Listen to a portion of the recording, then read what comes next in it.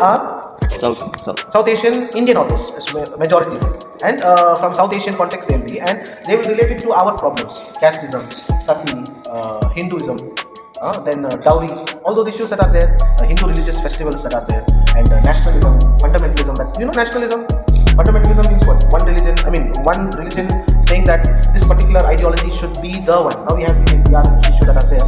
One religion, one language. All those are related to fundamentalism. So all these contexts will not be dealt by foreign authors, but this will be dealt especially by Indian authors if you are looking for. So this is a single volume commentary, and it has specific reference to the Indian context. Okay, so you can have a look and you can pass on. And we have a lot of Havila Dharmaraj, Paul Sarup, Joseph Chirian, Philip Finney. All these are Indian authors. One more book is here. This is single volume. These are multi-volume. But when I called and asked this Prima Lokyo, they are in Bangalore. They have not translated all the New Testament books. Only Heartful 7 to 8 are there. Very interesting. You have these books that are written. Indian authors, Indian commentary of the New Testament. So you have Indian perspective. When you are looking for any perspective in Indian context, then you can refer these books. Single author, these are multi-author commentaries. So first section is the commentary section. And there's another thing that you should know when you're doing is those are in English, right? They are in English. There are some commentaries which are in the original language, which is this one, Word Biblical Commentary, WBC. So this, usually BDO class, they pick up these books. They immediately want to get to operation. First, what you should do? Let us do small treatments, then get into first aid. Get to first. These are all very giants, very huge books, very challenging books, because you have it in English or you have it in Hebrew. So this Word Biblical Commentary that is there. This is single volume or multi-volume? Multi-volume that you have. You have series that are there, number 5, and this is in this is Numbers. One more series that is there. All German scholars. These are all original languages that they deal with. Greek, Hebrew that they deal with. This is Hermania series. This is also multi-volume, and it is good for doing exegesis, going very in-depth study. I think Madam must have told you, if you take any book, please don't go, keep it back. What happens is a lost book, a misplaced book is a lost book. You go keep it with good intention somewhere, and then you will be looking at that particular rack, it won't be there. So I usually don't keep books back. So this is a original language, especially Hebrew or Greek. These kind of commentaries look up to, and these are also multi-volume books. Okay, so this is multi-volume books. These are in English. This is done. Okay, you can have a look later on. Also, I'll give you an assignment that you can do. Another thing that is usually used, I would also encourage is to use a Bible background commentary. To know the background, especially Psalm 130, Psalm 131. What is the background? Sermon on the Mount. What is the background? The story of Lazarus. Remember what happened before? Why Jesus wept? Why he did not come? Why there's a delay that happened? Passover when it is happening. What is happening during crucifixion time? What is happening during the apostles who are in the synagogue? Especially Acts chapter 17. What happens in the synagogue? So you will not get to read about the text. You will get to study from here, but you want to know the background, you go to these books, the background, the social context, historical context, what is the background behind it, why David entered the temple, why Moses was having his both hands stretched like this, what did they do in the in Egypt when they were slaves. So a bit of background you will get. This is by Craig Keener. He's in Asbury. Asbury Seminary is a Methodist seminary. So I would encourage you all, a lot of scholarship is there. Scholarship means money is there. So much is there. So if you apply, you will get Asbury Seminary. But Senate of Serampur does not accept Asbury. That's the problem. Either these guys accept theirs, their guys accept this. Sorry? Where is Asbury? Asbury is in the US, Kentucky. I think it's in Kentucky. Our principals are there. But see, Methodist Seminary, there are lots and lots of funds available. Lots of people contribute. Lots of endowments are there, especially for Indians. So you can ask principals, he'll also be happy to help. The website you can check Asbury. If you put all the details are there, slowly you can start your process. So Craig Keener, Ben Witherington, all the great. The very interesting thing is, all the great giants of theological studies are in Asbury. They have written books. Senate of Serampur uses their books, but they don't acknowledge their degree. Old Testament, Bill T. Arnold, Ben Witherington's book, Craig Keener, so many authors that are there, their books that are there. So this is a background. You will not get to see what is the text. Regarding the text, you will not try to get details, but to deal with the historical, political, religious, social context of any particular. So there are both. This is New Testament, Old Testament also. Two volume, volume 1, volume 2. Another thing that, you can look. Another thing is, there's another commentary. This is the Bible commentary. This is an ecumenical commentary. See, Farmer is a ecumenical man. You have to always look what kind of commentaries that you are, your source. Is it evangelical? Is it by an ecumenical? Is it by an atheist? For example, I asked a BD student to write the people of God in a very Sunday school level. But he picked up a book by Bart Ehrman, B-A-R-T-H-E-R-M-A, Bart Ehrman. He is an atheist. He is in the University of California and he is an atheist. That means he disproves of the Bible that Jesus, the man, ever lived. He disproves that the Bible is nonsense. He disproves that, see, your Sermon on the Mount says Jesus went on a mountain. Luke, where did he go? On a plain. So where did he actually go? Today's class I told it is only symbolic. He never went on a mountain. Authors are there. And that kind of book the video student has picked up. And he cannot go tell it to the church. Church will not beat him up. You have to say Jesus died on the cross. No. Mandatory is there. So what kind of books that you pick up also is mandatory. Always look for it, which is very essential. So this is an ecumenical commentary, which is and a single volume commentary. Okay, the International Bible Commentary. So now we are done with commentaries. For word study, there are dictionaries. Word study, there are dictionaries. Nice phone. Blessed are the ones who lose phones; they get better phones. I'll give you. You can have all this. So word study. When you are doing a word study, now you see it is a very condensed and precise. Word study of which section? Jesus and the only related to the Gospels. Matthew, Mark, Luke and John. Only that. If you want to know about baptism, about healing, Sermon on the Mount, if you want to know about temple, about righteousness, whatever topic, discipleship, you will find in these books. So the first starting point in any of your sermon is to do a word study. A little bit more in detail. So this is to do. There are 6. This is by IVP Press. Each book will be 5,000 or 4,000. Atish wants to buy the full set. So this has this is by IVP, InterVarsity Press, IVP. So they have, see, this is for Gospels. This is for Paul and his letters. Anything related to Paul, did he marry, did he not marry, what did he all do? So this is related to Paul. And then this is related to Old Testament, not just general Old Testament, but Pentateuch. Pentateuch is how many books? 5 books. First 5 books. So very specifically. So Pentateuch is there. Then you have it for the prophets. Then you have it for the wisdom literature. So very specifically word study to find out definition, meanings, what is the understanding behind it. So much is there. It goes in when you're preparing for a sermon, not just typing in the internet to get for your sources. So that's why it's very essential that you have your own library. Okay. Any doubts that you have? Are you able to follow?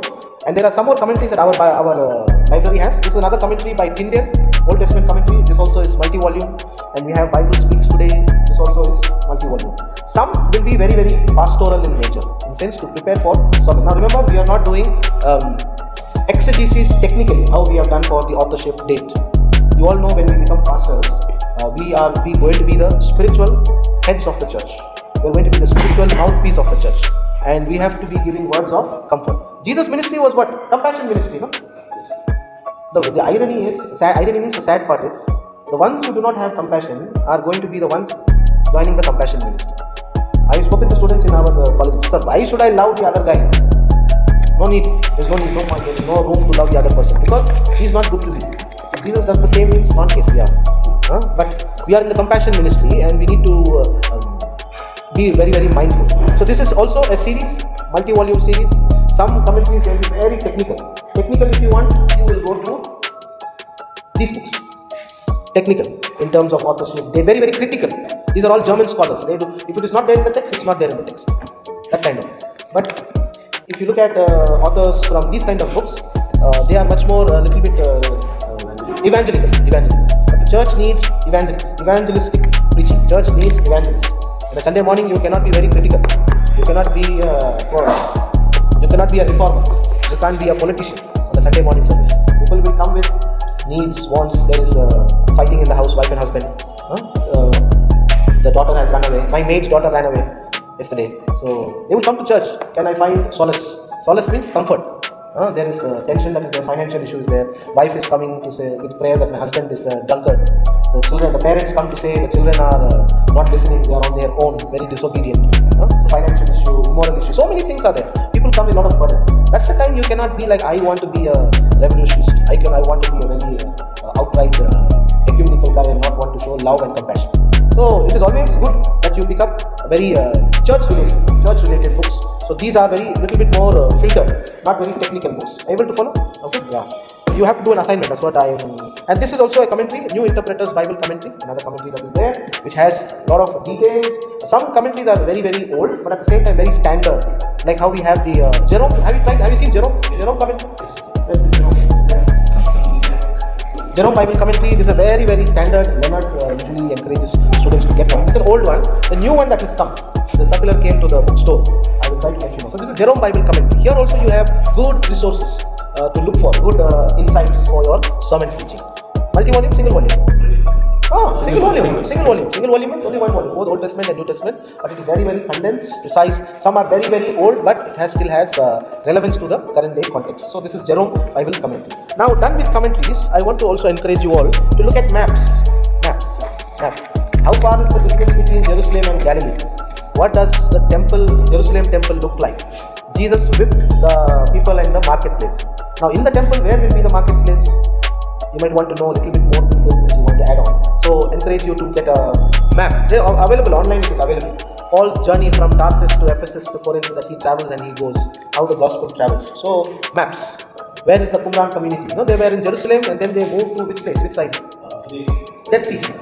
Towards the Dead Sea side did they move. And how far it is that they move? Where they are like nomads. Nomads means they were like far away from the city or very close by to civilization. How much is the distance? Essenes. So look for maps. Okay, maps also is a good source for your sermon preparation. Okay, these are to do with maps.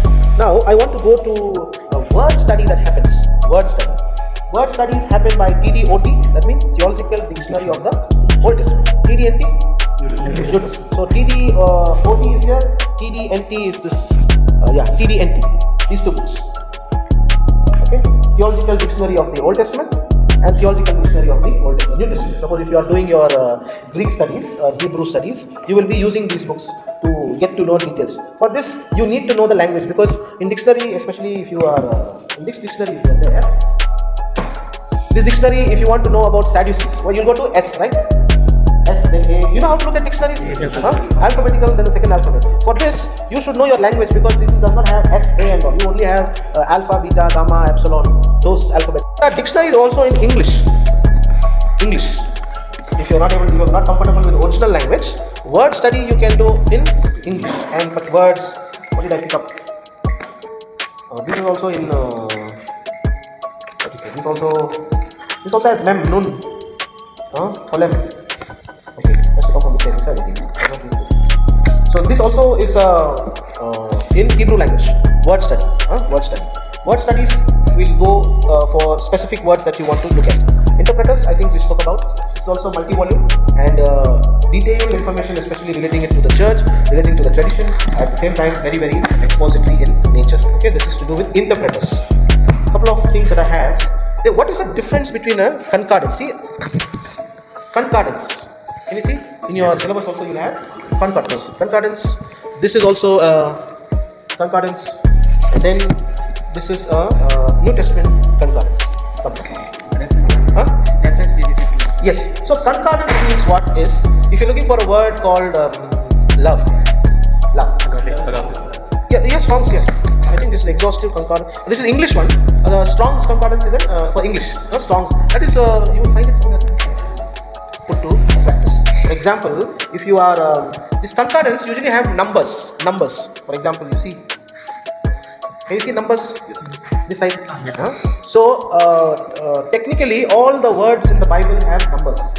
So going by the number, you will be able to find out in depth the meaning of that particular word.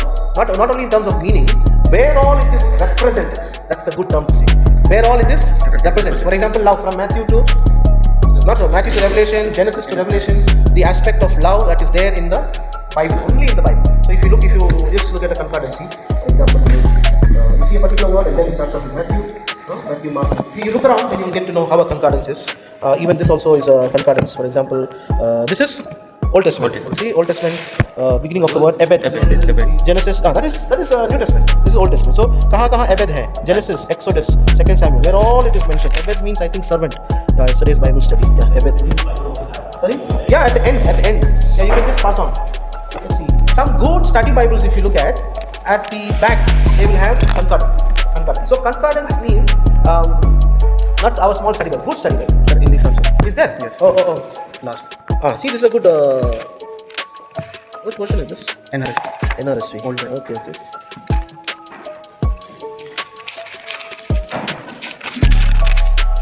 Okay. Good study, but it has concordance. No, that's not a concordance. That's list. Concordance, in some Bibles, you have concordance. This is not very exhaustive, this is the end, the full version, maybe a little bit briefly to understand. In concordance, what do you get? For example, if you look at, first word is Aaron. Aaron is the brother of Moses. Where all Aaron has been mentioned, you will get in the Bible. Some preachers, what they do, especially topical sermon. Can you see in your, topical sermon? Yes, sir. You know how topical sermon they do? Yes. Related to topics verses. So what they do is, pastors, that's the most easiest thing. They will look for a term about love. Where all love is there, they will try to everywhere. Actually, I took also from this only now. Like this. Yeah. But yes, yeah. One book is there, Bingo Study. Bengal. Study Bible. Study Bible. That all coordinates is written there. All okay. All the things. Restoration, life, faith, everything. So here, but that is a very bad way of studying or giving a sermon, because you will not touch upon the context. Context is very important. But you can still do in a couple of doctrinal sermons. You can still use that. So concordance. Concordance means a word where you will have references from Genesis to Revelation, or maybe specifically Old Testament in Genesis to Haggai, Zephaniah, Malachi. and New Testament Matthew to Revelation. So you will have, that's the concordance part. What else do we have? Yeah, this is the Greek concordance. Yes. And this is then there's another thing called as lexicon. Lexicon. Lexicon. Now, what is a lexicon? Lexicon means a word, but what is the definition? What is the meaning? What is the root word? From where it is originated? How it is represented in apart from the Bible? Maybe other sources. Lexicon is a kind of a dictionary, but it gives you the word, root meaning, and different forms that are there. There are English lexicons, this is a Hebrew lexicon. Hebrew lexicon that are there. In your syllabus, what are the other things that are there? Tools. Can you see? Aryan, can you tell me what are the other tools that are there? Bible commentaries we saw. Knowledge of the Bible world. This is this background to the Bible. Where is it? Background to the Bible. I think, Roderick is having. So that is the knowledge of the biblical world and the contemporary world. So that's the background to the Bible that you should. And in terms of contemporary world, you will get to know how through newspapers, the latest inputs that you receive from social media or from others, especially the budget that is happened, recent budget. Trump went and conquered who? Which state, which country did he go? Venezuela. Now where's the war that is happening? Holy war. Israel and Gaza, Syria, and the war that is happening. Yeah. And those issues you will not get to current day affairs, but current day affairs you have to get either to newspaper or to get to know what is happening. So anything else that you want to ask? So this is the tools that needs to be used, one needs to use when you are preparing for the sermon. Now practically do pastors use? Majority they will not use, they will not have time. But it is always encouraged that you have at least minimal resources of your sermon for the sermon preparation. Now in a seminary you have all these resources, you can come to library or a click of a button that you can get. But you get to the authentic source. If there are some churches where the church members know that the pastor is preaching from the internet. It's very easy to know. The church members have come and asked, if the pastor is going to pick up from internet and do, why should I come to church? I can better be at home. Same internet I can find resources and I will. Valid point. I do not want all of you to be questioned like that. So it is always encouraged that you get a good resources and you be very confident. Even now some senior pastors ask, what is the Methodist pastors, still they call and ask me, what is the updated commentary that is there that I can buy so that I want to be updated to know. It's always good. And many will say it's very expensive. It's not expensive. Many of the tools that you see here, you can find it online or you can buy them also. For example, what Roderick is reading, you will get it for about 800 rupees or something. That book, the New Testament. Yeah, background. Old Testament on 800, this is another 800, 15, 1600. Valentine's, keep up, save up the money, use that to buy for a lifetime. And then, yeah, those are study Bibles. That will not give you much information about the commentary, what is there, where you need to know much more about the background. But it will give you a basic, for Bible study it's okay. Life application Bible, commentary Bible, study Bible. Those are, MacArthur, John Maxwell. Do you have that John Maxwell? Have you heard? Have you seen? John Maxwell study Bible. Somebody was asking for that for a very long time. They're looking for it. They want a physical John Maxwell. And I would encourage you to look for Indian edition. See, another book I will show you. I'm encouraging you to buy. See, this is Bible Knowledge Commentary. 2 volumes. Okay? Bible Knowledge Commentary. 2 volumes set. This is Old Testament. What do you want? Syllabus. 2 volumes set. Okay? This is the Old Testament, and then there is New Testament. 2 volumes. This is a very basic standard one. Everybody can afford. How much is the cost now? Earlier it was 60. Now it will be close to 2700 to you. Old Testament and New Testament. You have it in English. You have it in regional languages also. They have it. It is in OM. If you let me know, I will not get 1 rupee also. This is not paid promotion at all. 1 rupee also I won't get. So directly you can pay to the OM. They have discount for students. 35% discount is there. Don't buy online. Online you will not get a discount. Directly from the distributor or from the shop price we can get. So this is Indian edition and it is cheap. Roy Zuck, they both have written this book and it is very very good books to initially for pastors to start off. So I will encourage a book like this. What will be the background and this is only 1700. If you compare this one and this one, this is an expository commentary. Expository. Now, our sermons have to be expository sermons, much more to deal with the life and faith and ministry of the church. Not academic, not technical, but at the same time very much grounded in theology, very much grounded in the Word of God. If you preach from here, your congregation will sleep because you will have form, authorship, date, what is the structure. Very very technical. These books are for academic purpose. These books, academic purpose. But these books are expository, which are very very tailor-made for church context. A ministry books, but very very standard. Is one now. This is an old version. This is expository commentary of the Bible, 13-volume series. It is about 57,000 or something. The entire full volume series. If you have that one set, you are set for life. For example, when you are going for war, you need the best weapon, right? Yes. You need the best weapon. Yes. The best weapon for a church is that one. If you're going for war, just like when you go for war, you need the best. Same is the way. These are all tools that you have to be empowered, and these are the tools that you should be having when you are going for ministry, especially preparing for a sermon. So we'll do an assignment. So you see the categories that are there. I'll put on the categories. So in our library, give me 7 books of each. 7 books. Suppose it's a dictionary. Write down 7 dictionary names. I'll give you write down the book name, the authorship name, and the date. 3 things. I'll give you the assignment details in the. Do you understand? Yes, sir. Give me by Monday morning before I see your face in the class. Give it to CR. Is it okay? Clear? Okay. 7. Lectionary, dictionary, concordance, commentaries, single volume, multi volume, whatever the categories that I'm putting in. So come to library, look for it. Each category? Yes, each category 7. Yes. This one used to take sermon, otherwise this one. Sorry.